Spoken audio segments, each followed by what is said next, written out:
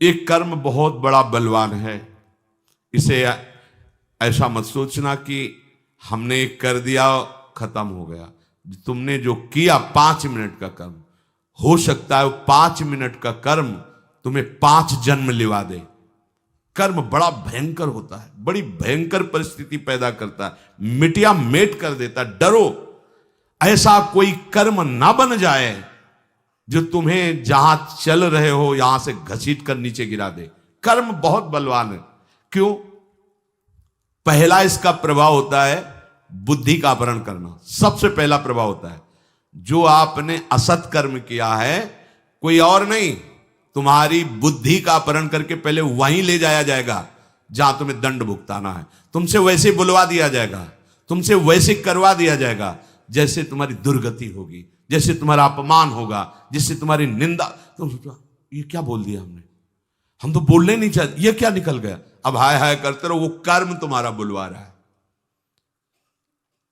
ये मैंने क्या किया, मेरी तो कोई इच्छा ही नहीं थी। कैसे? वो कर्म है बलवान, जबरदस्ती बलात् तुमसे करवा दिया और जीवन भर जेल भोगो, जीवन भर निंदा सहो, जीवन भर भयंकर रोग से ग्रसित हो जा। कर्म, इसे कोई खिलवाड़ में मत लीजिए। मस्ती, लोग कहते हैं अरे थोड़े दिन का जीवन मिला, मस्ती। मस्ती का क्या स्वरूप? बोले शराब पियो, मांस खाओ, बेविचार करो, मनमानी आचरण करो, मौज लो। ये मौज नहीं, ये मौत है। ये महान दुखदाई तुम कर्म जो भ्रष्ट आचरण कर रहे हो, ये जब अपना स्वरूप प्रकाशित करेंगे तो तुम्हारी धज्जियां उड़ जाएंगी। तुम क्या बड़े बड़े को रहे न रावण सब अभिमानी, हिरणाकश्यप संबरदानी, खान विभव की खान जगत में कुछ दिन के मेहमान, भजले श्री भगवान जगत में कुछ दिन के मेहमान। कुछ दिन के लिए तुम्हें स्वतंत्रता मिली है, अगर इसका दुरुपयोग करोगे तो तुम्हारा कर्म ही तुम्हें नष्ट कर देगा। कर्म चाखिलम विदुहु, भगवद आश्रित इस कर्म के रहस्य को जान जाता है। ये सृष्टि रचना क्यों हुई, कैसे हुई, भगवान क्या है, कैसे है, कोई प्रश्न बकाया नहीं रह जाता। जिसके जान लेने के बाद कुछ जानना बाकी नहीं रहता, वो प्रभु श्री हरि है। मनुष्य मात्र को देश काल परिस्थिति के अनुरूप जो कर्तव्य कर्म प्राप्त हो जाए उसे बड़ी निष्ठा से निर्वाह करना चाहिए। भाव समझिए, आपको जो शास्त्र उपदेश करते नहीं समझ पाओगे, तो इसीलिए गुरुदेव का वर्णन किया जाता है कि जैसे मेडिकल स्टोर रखा है, हम बीमार हैं, पर हो सकता है हम कोई ऐसी औषधि लेके खा लें जो हमारी बीमारी बढ़ जाए या मर भी सकते हैं, क्योंकि हमें पता नहीं ना है इसी में औषधि कहीं। अब उसकी खोज करने के लिए हमें डॉक्टर चाहिए। डॉक्टर ने हमारे मर्ज को देखा, उसकी अनुपात से दवा का, अमुक दवा इतने ढक्कन पियो, इतनी टेबलेट खाओ, इतना इंजेक्शन लगवाओ, ऐसा ऐसा। ऐसे ही शास्त्र मेडिकल स्टोर हैं भवरोग के। हमारा स्वभाव, हमारी वृत्तियां, ये गुरुदेव देखते हैं, उसके अनुसार हमें उपदेश देते, तुम ये साधन स्वीकार करो, इस साधना से चलो, ऐसे तुम वहां पहुंच जाओगे। ये हुई दवा। अब हमको मेडिकल स्टोर से मतलब नहीं, गुरुदेव रूपी सद्वैद्य के द्वारा बताई हुई औषधि का सेवन करें और कुपथ्य का त्याग करें। सदगुरु वैद्य वचन विश्वासा, संयम या न विषय कयासा, रोग नष्ट हो जाएगा। मनुष्य मात्र को जो कर्तव्य दिया गया है उसमें तुम मनमानी बिल्कुल मत लगाओ, अभी मुक्त हो जाओगे। बस यही हमारी कमी है, हम अपने मन की लगा देते हैं, सब बात बिगड़ जाती। जहां मन की लगाया, ये वही मन है जो आज तक हमें भगवत प्राप्ति नहीं होने दिया, और इसी मन की सलाह मान रहे हो। वही बुद्धि है जिसने मुझे प्रभु से विमुख करके संकटों में फंसा दिया। कैसे तुम्हें बताए, ये बुद्धि बड़ी मित्र बनती है, काम पूरे दुश्मन का करती है। अगर ये निर्णय कर देती कि ये गलत है, नहीं करना है, और दृढ़ रहती, तो मन नहीं कर पाता, क्योंकि मन इसके अनुमति के बिना नहीं चलता। ध्यान रखना, हो क्या गया, मन ने फुसला के बुद्धि को अपने अधीन कर लिया है। इंद्रियां मन के आदेश के बिना नहीं चल सकती। इंद्रियों ने मन को फुसलाकर अपने अधीन कर लिया, मन ने बुद्धि को कर लिया और विषय ने इंद्रियों को वश में कर, सब उल्टा हो गया। जबकि बुद्धि के शासन में मन है, मन के शासन में इंद्रियां है, इंद्रिया शासित निर्विषय भगवत मार्ग। विषयों के प्रलोभन में इंद्रियां, इंद्रियों के बस में मन, मन के बस में बुद्धि, नरक का मार्ग, संसार का मार्ग। प्राय हम इसी लाइन में खड़े हैं। विषयों के वशीभूत इंद्रियां, इंद्रियों के वशीभूत मन, मन के वशीभूत बुद्धि, उल्टा हो गया। कैसे हम इसे सन्मुख करें? बस केवल आज्ञा का पालन। बहुत जोर की बात है। संतों को अपने प्राणों से भी ज्यादा प्रिय सिद्धांत लगता है। अगर उनके अनुभूत सिद्धांत को मान लो तो तुम प्राणों से भी अधिक प्यारे हो जाओगे। एक पूछ रहे थे कि गुरुदेव को शिष्य सतत चिंतन करने की चेष्टा करता है, क्या गुरुदेव भी कभी कभी अपने शिष्य का चिंतन करते हैं कि नहीं? ऐसा प्रश्न किया था। यद्यपि वो अपने भाव से कर रहे थे। बच्चा जब भूख लगती है तब मां की याद करता है, और वो खेलने में अगर मगन है तो मां की याद नहीं रहती। लेकिन मां वो खेल भी रहा है, कार्य भी कर रही, तो एक दृष्टि बच्चे पर ही रहती है। ये एक वात्सल्य का नमूना है। मां तो मोहग्रस्त है और गुरुदेव तो समत्व को प्राप्त ज्ञान निधि हैं। गुरुदेव की दृष्टि क्या तुम्हारे तक नहीं पहुंच रही है? तुम जो चिंतन करते हो वो चिंतन करते हैं इसलिए कर पा रहे हो। तुम्हारे अहम में इतनी सामर्थ्य नहीं है। अगर तुम हरि का चिंतन कर रहे हो तो हरि तुम्हारा चिंतन कर रहे हैं, इसलिए तुम्हारे अंदर चिंतन आ रहा है। हरि की याद आ रही, प्रियाजू की याद आ रही, प्रियाजू आपको याद कर रहे हैं। गुरुदेव की दृष्टि हर समय अपने शरणागत पर होती है, पर समझ जाए तो निहाल हो जाए।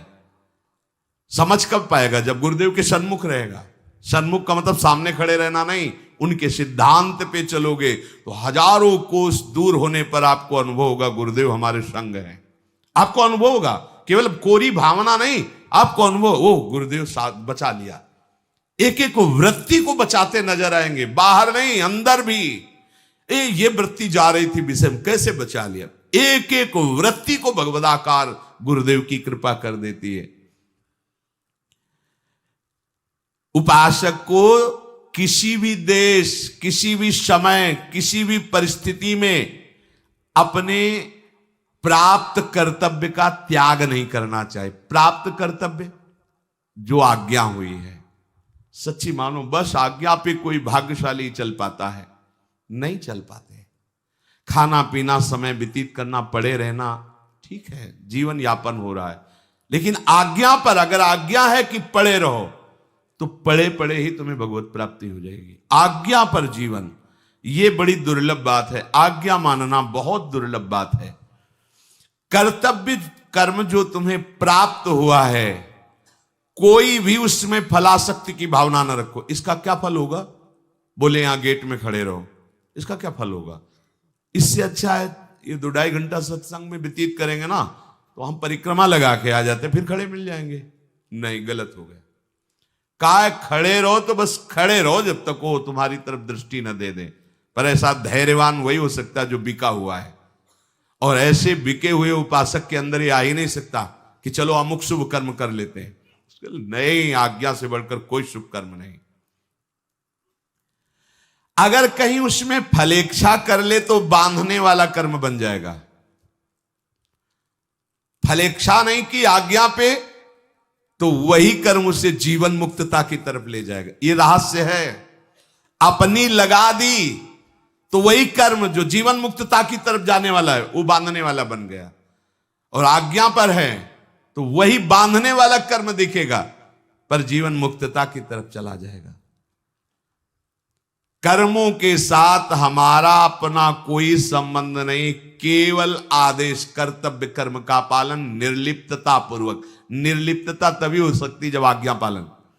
ये आप अमुक कार्य क्यों कर रहे हैं? गुरुदेव की आज्ञा है या शास्त्र आज्ञा है, तो इसका क्या फल होगा? हमें फल से क्या मतलब? आज्ञा है उसका पालन कर रहे हैं बस। ये सच्चे उपासक का हृदय होता है। जो अनन्य भाव से केवल आश्रित होता है उसका प्राकृतिक क्रियाओं से कोई मतलब नहीं होता। ये समझ लीजिए, ये बड़ा सूक्ष्म रहस्य है।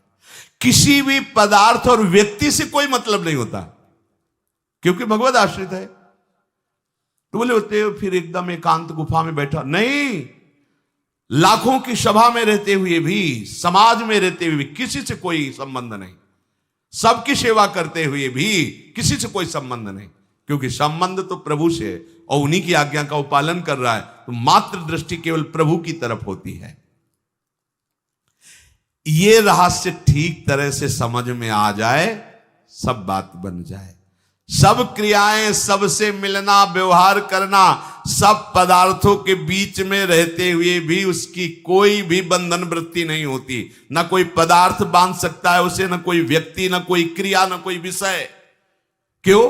क्योंकि उसकी आंतरिक वृत्ति भगवद आश्रय में होती है। ये प्रभु की प्रसन्नता के लिए कर रहे, ये अपने गुरुदेव की आज्ञा पालन के लिए कर रहे हैं। क्रियाओं का आरंभ और अंत होता है, आरंभ और अंत वाली क्रियाओं से अनंत को नहीं प्राप्त किया जा सकता। पदार्थ उत्पत्ति और विनाशशील है, उत्पत्ति और विनाशशील पदार्थों से अविनाशी को नहीं खरीदा जा सकता।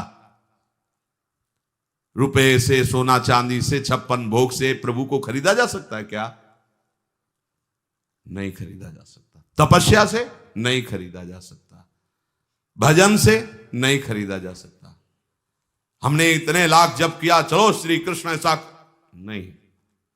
बड़े बड़े भजन आनंदी अगर प्रभु को खरीद पाए हैं तो रोते हुए खरीद पाए। दैव्य होकर पुकारा, हे नाथ, आठों पहर उन्हीं की व्याकुलता पूर्वक चिंतन वृत्ति में अहम की गंध नहीं, प्रभु अधीन हो गए।